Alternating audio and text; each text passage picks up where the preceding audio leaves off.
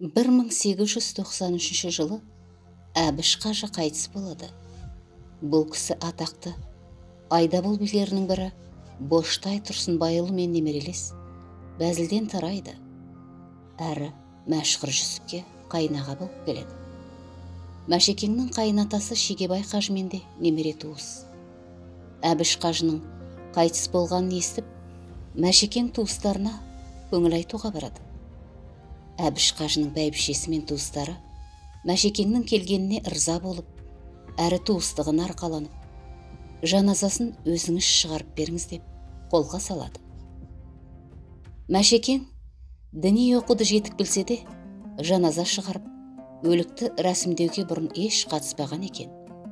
Содан Әбіш қажының бәйбішесі мен балаларына баяндағы жаназа шығаратын басқа молдаларға барыңдар дейді. Сол кезде Баянауыл төңірегінде Қабдолла Қазірет, Исахан Қазірет, күйеу Мағзұм, Жеріс Ишан деген орташа деңгейде оқыған, жаназа шығарушымен айналысып жүрген молдалар болыпты. Мәшекең Әбіш қажының туыстарына, бәйбішесіне соларға барыңдар деп кеңес береді. Айтпақшы, күйеу Мағзұм деген Баянауылдағы Мәшекеңді бала күнінде оқытқан Қамариден Қазіреттің күйеу баласы екен. Сондықтан күйеу Мағзұм атанған.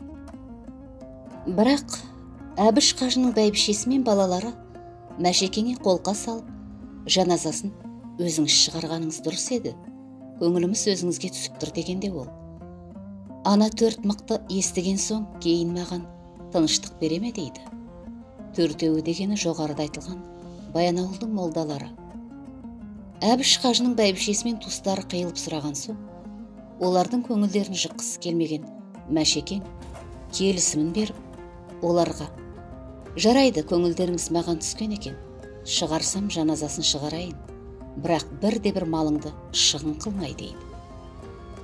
Өйткені сол дәуірде молдалар қайтқан кісінің үйінің есігінің алдына бірнеше бас малды әкелдіріп, ала жіпке байлатып, сол ала жіптің ұшын бір молда ұстап тұрып, бұл адамның өтелмеген ораза, намаз, төленбеген зекеті, тағы басқа парыз қарыздар үшін деп, және әрбір 13 жас мүшеліне Құран оқып, күнәларын кешірттірдім Алланың алдында деп, алажып деген алым жаназасын атқардым деп қосымша алымдарды малдай алады екен. Қайтыс болған адамның жасы неғұрлым көп болса, алажып те көбейе береді екен. Мәшекең шариғатта айтылмаған бұл негізсіз алым салықты алған молдаларды ұнатпаған. Сонымен Әбіш қажының жаназасын Мәшекең өзі шығарып, халықтың да туыстарының да көп уақыттарын алмай, шариғат жолмен Құранын оқып, марқұмды о дүниеге жөнелту рәсімін дұрыс атқарысады. Мұны кейін естіген манағы төрт молда Мәшекеңнің үстінен Ташкенттегі бас мүфтиге арыз шағым жолдайды. Біздің жақта осындай Мәшһүр Жүсіп деген бір жас молда біздің өлік жөнелту рәсімімізді бұзды деп, қалай болған хаттарына жазып арызданады. Бірер айдан соң бас мүфтиден оларға да Мәшекеңе де жауап хат келіпті. Онда бас мүфти Мәшекеңнің рәсімін дұрыс, ал сендердікі мүлдем қате, жасап жүргендерің үлкен күнә деп жауап жазып жүрген екен. Іле артынан Мәшекең сол төрт молдаға мынандай өлең шығарыпты.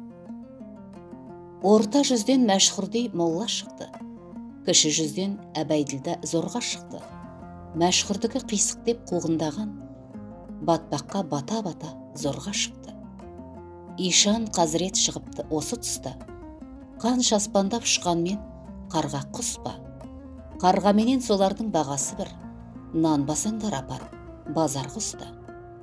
Құдай-ау бергеніңе мың бір шүкір, қыламын шүкірлікпен фікір-сікір.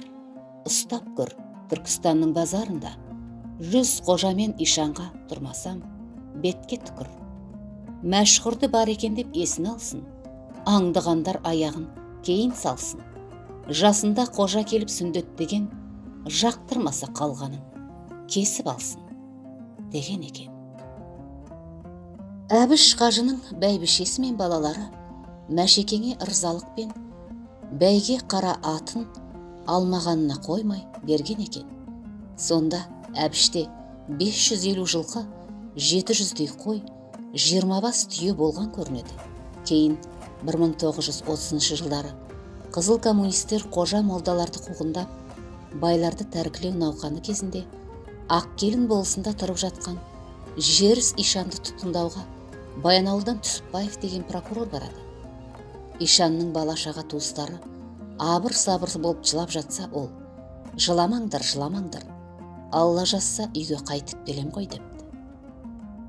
Жеріс Ишанның қол-аяғын байлап Баянауылға әкеле жатқан жолда Имантай жартасы деген жердегі көп зираттың тұсына жақындағанда, Жеріс Ишан прокурор Түсіпбаевтан зиратқа дұға оқытуын өтінеді. Қолын босатқан соң, Жеріс Ишан Имантай жартасындағы зиратқа дұға оқып отырған жерінде жан тәсілім етеді. Кейін мұны Мәшекең естігенде: "Иә, Жеріс Ишан да уәдесінде тұрған екен. Алла тағала да оны уәдесіне жеткізген екен" депті де қолын жайып дұға етіпті.